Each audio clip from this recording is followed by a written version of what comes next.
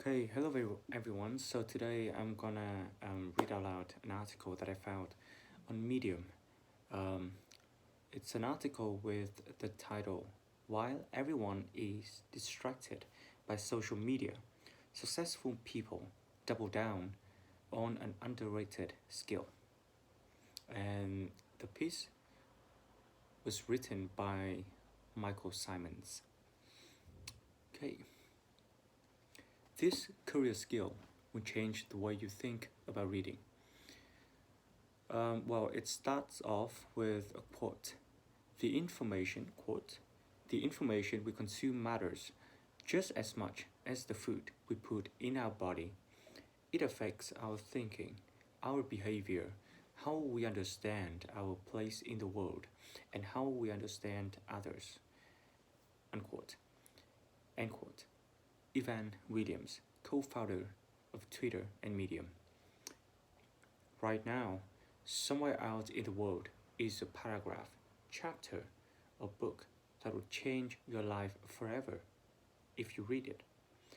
I call this kind of information breakthrough knowledge, and mastering the ability to find breakthrough knowledge in our era of information overload is one of the most important skills we can develop.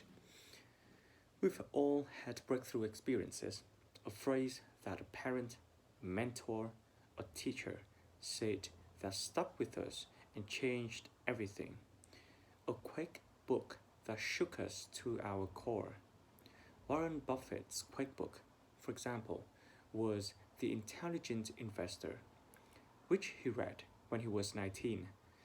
This book cemented the core of the investment philosophy Buffett would use throughout his career.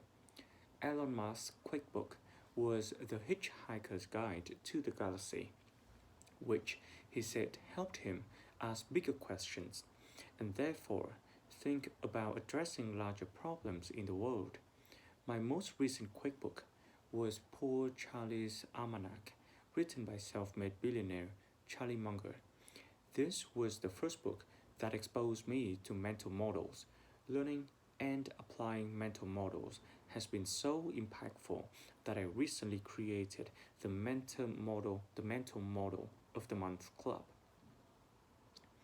Quick books are rare, but one is worth 1,000 merely good books. A breakthrough knowledge experience might only last a few minutes, but its effect can last a lifetime. It is the ultimate form of learning leverage. Now imagine having a breakthrough knowledge experience once a year rather than once a decade, or perhaps twice a month rather than once a year. It would change everything, and it's possible. Given the power of breakthrough knowledge and the difficulty of finding it, one of the most fundamental questions we all need to ask ourselves is how do we use the limited time we have to find breakthrough knowledge in a sea of distraction? My interest in this question is personal. As someone who has read thousands of books across disciplines, I've asked it repeatedly throughout the years. There are hundreds of books scattered among my bookshelves, Amazon shopping cart, Kindle library, and Audible wishlist that I'd love to read but don't have time for. A veritable infinite playlist. Over time, I've developed a unique approach to handling information overload based on my own experience and observing how many of the world's top entrepreneurs and leaders learn, including Elon Musk. But before we jump into that approach, we first need to understand the problem. As inventor Charles Kettering once said, a problem well stated is a problem half solved. Side note, several people have jumped into the comments and shared their favorite quake book or their biggest strategy to find breakthrough knowledge. I'd love to hear from you too, and I read every comment. The next section is the four horsemen of the info apocalypse. Although we think of information overload as one big problem, it actually consists of four small problems that are each getting exponentially worse, and that together add up to one big crisis. This crisis risks making us collectively dumber instead of more intelligent, and tearing us apart instead of bringing us together. The crisis goes by many names, but the one that I think is most appropriate is info apocalypse.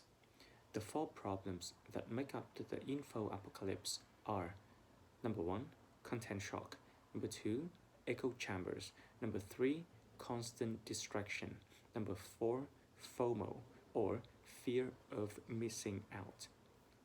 Number one, Infocalypse problem one, content shock. Well, with the advent of online publishing and social media, the amount of knowledge available to us is expanding so fast that none of us can possibly keep up. Meanwhile, more content is added to the pile every second of every day.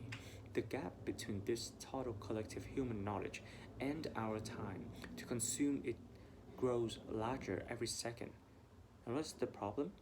Much new information and many new skills we could learn are out there, but they are so buried that we don't even know they exist.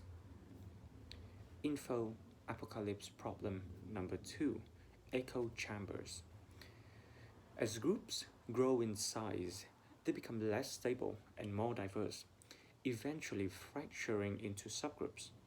One of the most identifiable examples of this phenomenon is religion.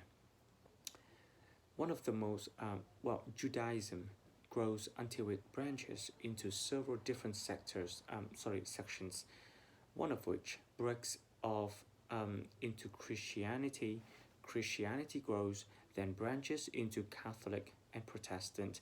Protestantism grows, then branches into Baptist, Methodist, Lutheran, and so on. This happens in every growing field, discipline, and community. Each new group develops its own language and culture. While this improves communication inside the group, it makes it harder for knowledge to travel in or out because it must be linguistically and culturally translated first. Each group develops an identity based, in part, on how it's different or better than other groups. These conceptual walls between groups lead to polarization and prejudice. It's easy to see this happening in religion and politics, but it happens in all fields. Um, Artists who become too business oriented are considered sellouts. Business executives often look down on academics as too theoretical and not practical. Many people in the hard sciences don't even consider social sciences an actual science. Academics who write popular books are considered to be less serious researchers. What is the problem here? Each group lives in its own echo chamber, which it believes is the true reality, and it fights to maintain this belief by demonizing other groups. And in an age of social media and targeted, personalized content, these echo chambers become even more insular. As we are exposed to less and less information outside our own chosen groups. Info apocalypse problem number three, constant distraction. Wow. Okay. Interviewer, you said that this is a time for soul searching in social media businesses and you were part of building the largest one. What soul searching are you doing right now on that? Chamat Palihapitia answered, I feel tremendous guilt.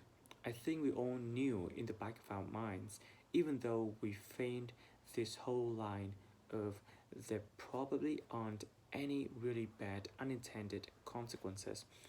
I think in the back, deep recesses of our minds, we kind of knew something bad could happen. About 5 years ago, I interviewed the founder of Meetup. Somehow we got talking about social media news feeds, and he said something that has stuck with me. If you think this is addictive, just wait until 5 years from now. Well, it's 5 years later, and my relationship with mobile devices, the internet, and social media has changed in a scary way.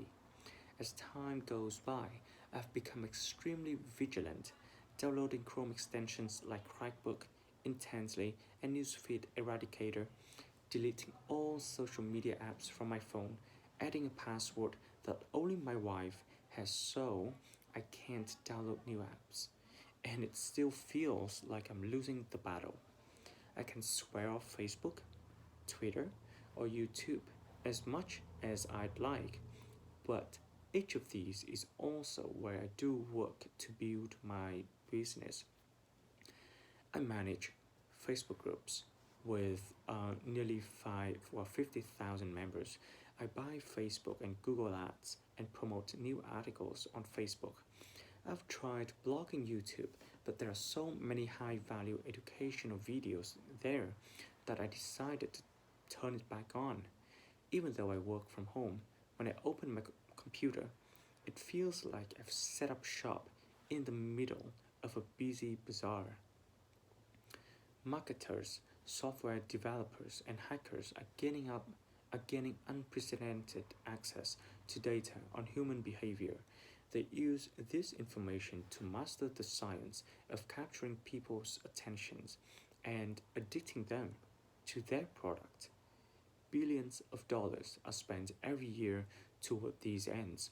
They have developed business models based on advertising or spreading misinformation to get the maximum number of clicks for the least amount of effort.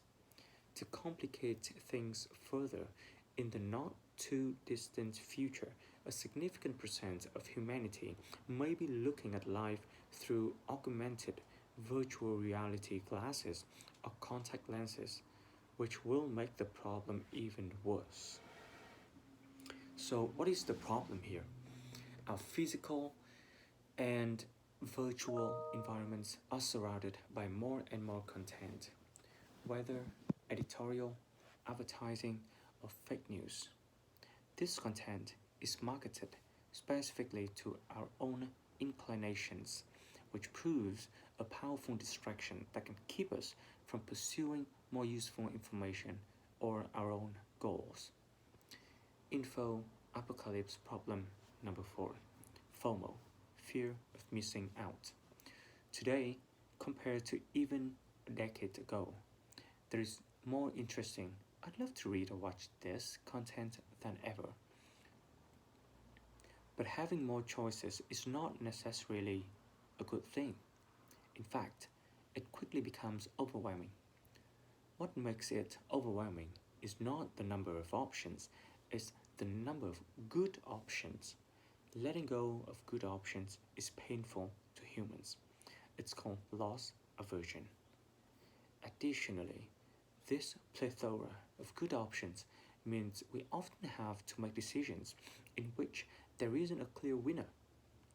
Should we read a book on data science or artificial intelligence in order to future proof our careers? Should we touch up on our communication skills so we can be a better leader? Or should we read the latest workout research, diet book, or parenting guide to take our personal life to the next level?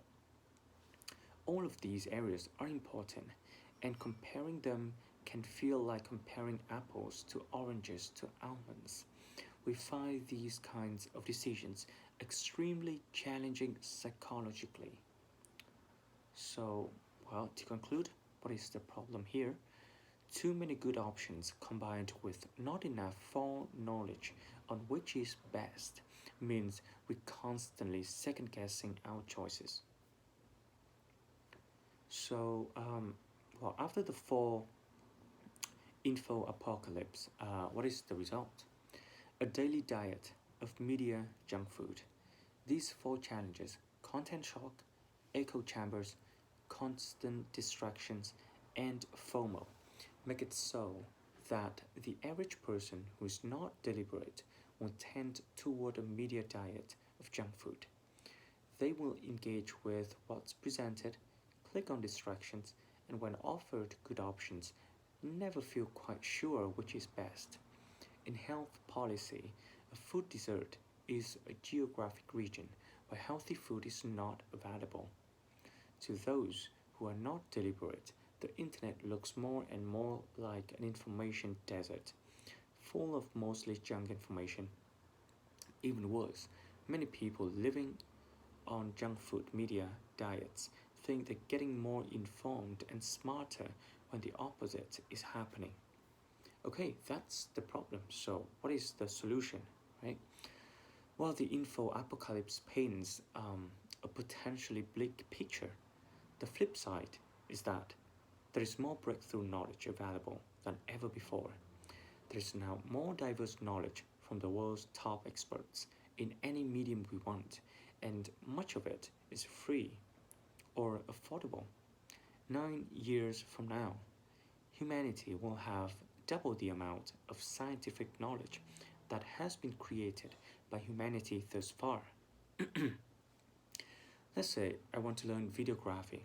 20 years ago, I wouldn't have had to find a local class or, read a book.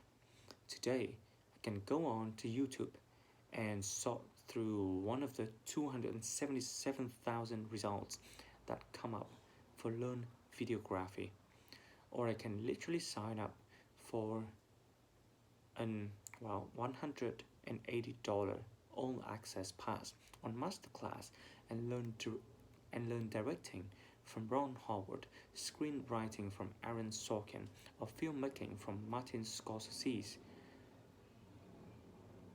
On this level, and if we're careful about what we consume, we actually live in an information utopia. As Charles Dickens wrote in A Tale of Two Cities, it was the best of times, it was the worst of times, it was the age of wisdom, it was the age of foolishness, it was the epoch of belief, it was the epoch of incredulity. It was the season of light. It was the season of darkness. It was the spring of hope. It was the winter of despair. We had everything before us. We had nothing before us. People who learn to access breakthrough knowledge quickly while minimizing the noise have a huge advantage over others. These people are living in a veritable information cornucopia with lots of juicy food. This is the underrated skill. The only way to make this potential info apocalypse into a utopia is to change our approach to media from a reactive to proactive one. We cannot passively have faith in the stream on our news feeds, default settings, and notifications to guide us. The companies that control these do not have our best interests in mind, and they have broken the public trust.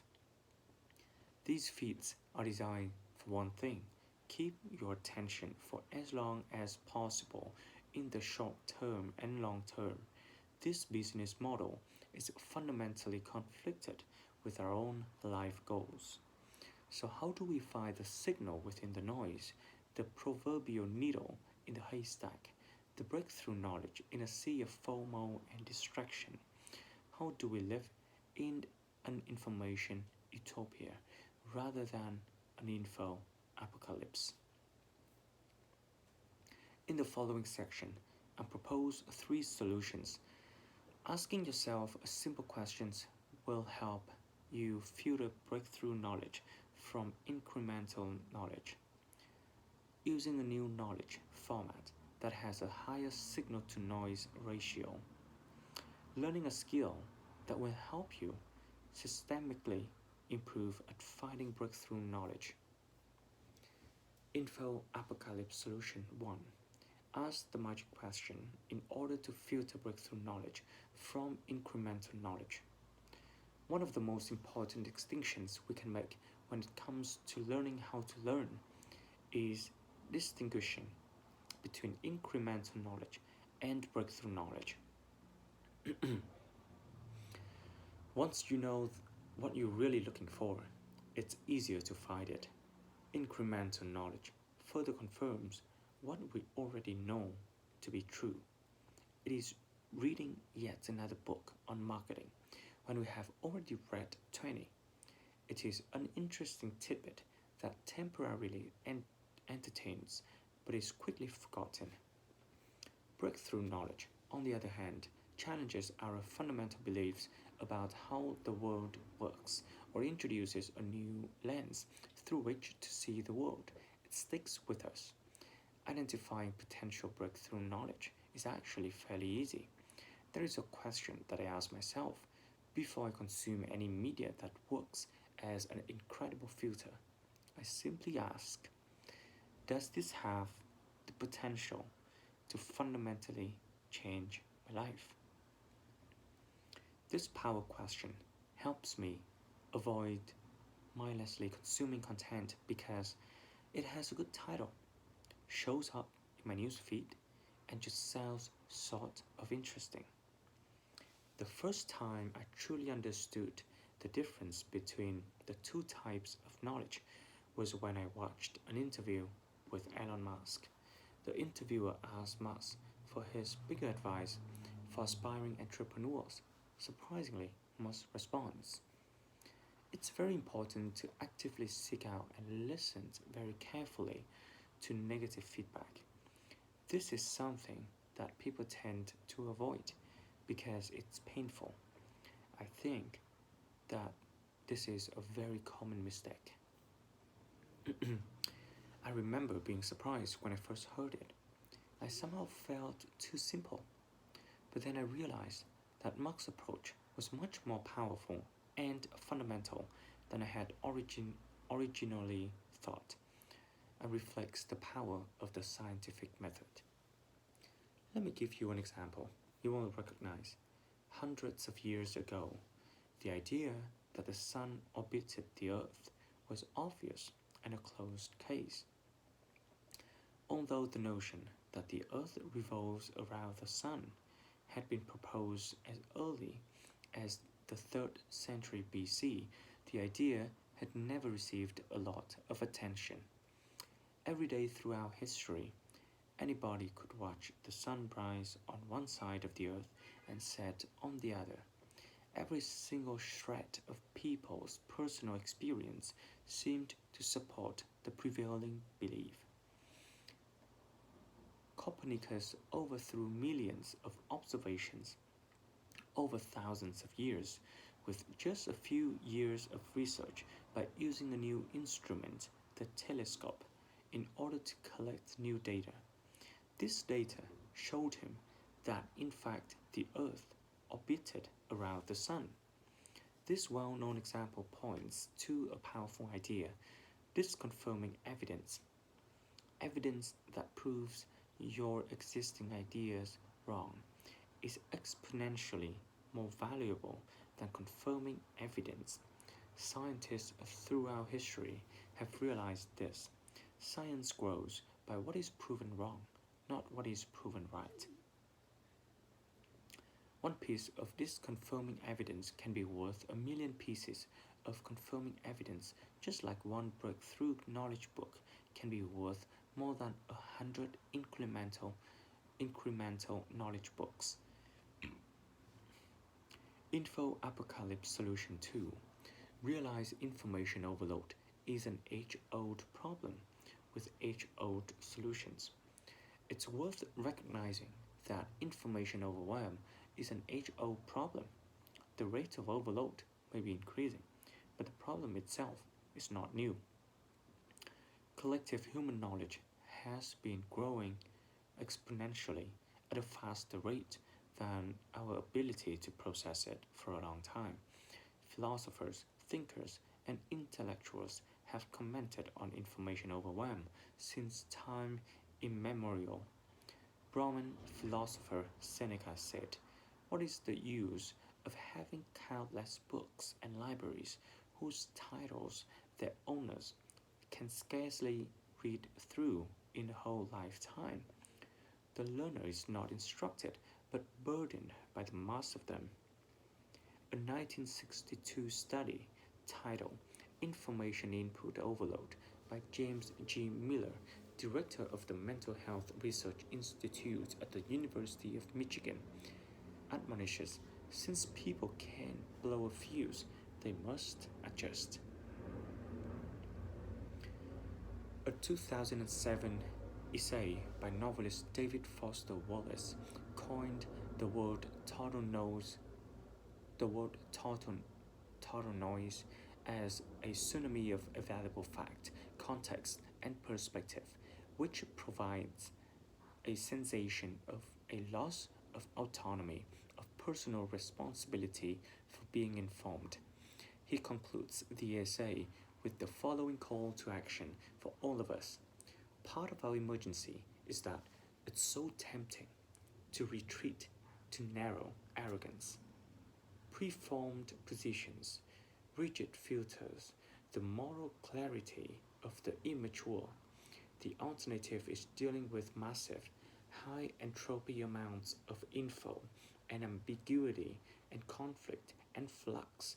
It's continually discovering new areas of personal ignorance and delusion. As with all important age-old problems, we have generations of people who have attempted to solve the problem.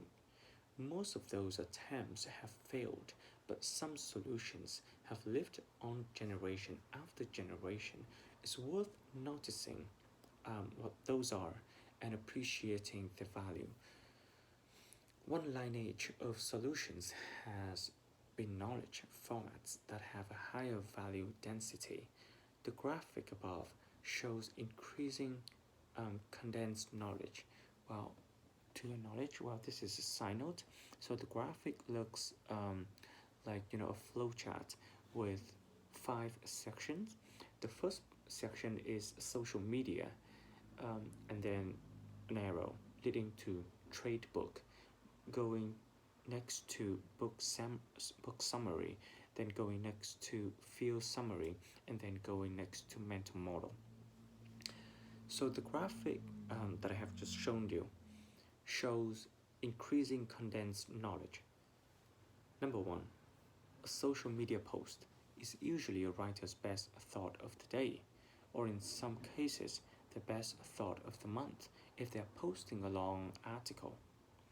A book is much more valuable because it contains an author's best thoughts of the decade or year. It's also vetted, approved, and edited. Book summaries are even more valuable. Over the last 5 years, we've seen the rise of a cottage industry of these summaries. Search for any bestseller on Amazon, and it's likely you will see a few book summaries for purchase. Search on Google, and you will see several for free. Services like Blinkist and GetAbstract have cataloged thousands of book summaries in audio and text format.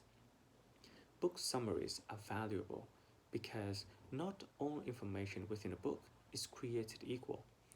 They provide the most concise description of the book's main ideas, stories, exercises, and takeaway. In this category, I would also include author presentations, for example, like TEDx talks, Google Talks, and author interviews, for example, like podcasts on the book. Each of these are condensed overviews of the book, and you should read it. Well, the last one is field summaries, condense whole fields. The best example is the For Dummies guide. Since they were started nearly 30 years ago, they have sold 200 million copies of 2,500 plus titles, making them one of the best-selling series of all time. But there is a way to learn that's even more condensed than field summaries. It's called mental models. I had a hellish moment back in 2003 when I saw the content shock curve and wondered, what are we going to do about this as a society? What should I do about it? This question started a multi year zigzagging journey that has led me ultimately to realize that many of the smartest entrepreneurs in the world structure their knowledge differently from the rest of us. Instead of organizing knowledge into separate disciplines of fields that use mental models, this ultimately led me to do a deep dive on mental models. Mental models are representations of phenomena that have been observed across time, across fields of study, and across domains of life. In my opinion, they deliver the most knowledge value because the knowledge they impact is much more condensed than book summaries or even field summaries. They retain their value over time and even increase it, and they are broadly applicable across fields. One of my favorite mental models, for example, is the 80-20 rule. The idea that 20% of efforts or input causes 80% of results or output. This rule applies to business, creativity, relationships, health, and many more domains. Another example of a mental model is opportunity cost, which is the value of the choice of a best alternative cost when making a decision. This model is valuable when making decisions across your entire life because it encourages you to reflect on what potential alternatives to a decision might be. It prevents you from going with the first choice that comes to your head. When you learn mental models, you begin to see the underlying patterns at work in every area of life, and it becomes much easier to spot the signal in the noise. You can read about some of the models I've found most valuable, and this is exactly how you should train yourself to be smarter. Infographic. Well, that one will lead to another article of the writer. Once I understood the power of mental models, I started using them in my life. Some of the first indications that I was experiencing reality in a different way were I looked back on many of my old mistakes and thought to myself, oh my god, I can't believe I made that decision. If I had only known XYZ mental model, I would have clearly avoided this. I suddenly was able to make breakthrough progress on problems in my life that I had been stalled in for years, particularly related to money. I started having many more big counterintuitive ideas, whereas previously many of my ideas had been much more conventional. I started talking and writing differently. I related all of my knowledge back to mental models. Each new situation was an example of a greater principle. I was able to see more connections between disciplines. I now come upon aha knowledge almost daily. I see or read something that either shatters my worldview in a good way or connect lots of different strands I've been exploring for months or years. If you're just learning about mental models for the first time, my free email course will help you get started. My team and I have blah blah blah.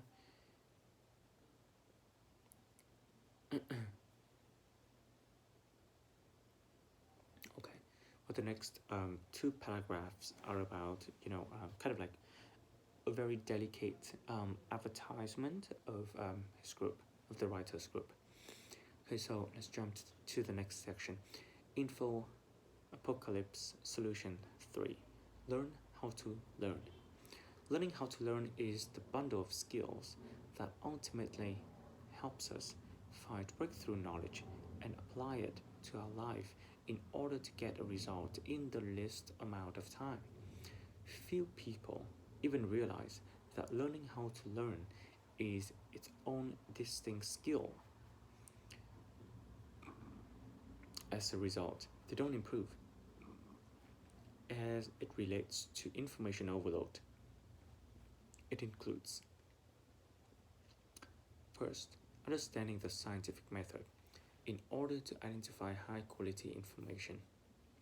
My favorite resource on this is The Beginning of Infinity, understanding the value of diverse knowledge. I write about this in People Who Have Too Many Interests Are More Likely to Be Successful according to research. Understanding the cognitive biases that lead to us trusting information we shouldn't. Okay. What is the final takeaway from Info-Apocalypse to Info-Utopia? I remember getting a glimpse of how unequal the world was when I spoke to 20 inner city high schools about entrepreneurship. When I was a student at New York University, I specifically remember one high school in Harlem that looked more like a prison than a school. All of the windows were boarded over and had bars over them. The building had graffiti on the outside. To get in, I needed to go through a metal detector. The school was surrounded by a fence and abandoned buildings. To contrast this with my own experience, my high school was surrounded by flowers, athletic fields, and trees. Almost everyone in my graduating class went to college. As I walked into the Harlem school, I felt sadness. There was no way you could say there was equal opportunity. The only difference between which school a student went was where they happened to be born. This disparity is profound, and it scares me to think that the disparity online might be even larger than the physical world. While everyone with the internet has equal access, not everyone has an equal understanding of how to use that access. And as a result, some people are living in an info apocalypse and others are living in an info utopia. If we don't take it upon ourselves to learn the skills to manage the online environment, teach those we love, and spread this knowledge to everyone, I fear that society will become even more polarized. And the last paragraph is about a special thank to, whoever read this. So I think, actually, this is an excellent article. If, I have to say, I think, this is kind of a breakthrough moment. Like for me, when I read an online article, and really encourage you to come on to medium.com because like on that particular platform you can find a lot of very good writings.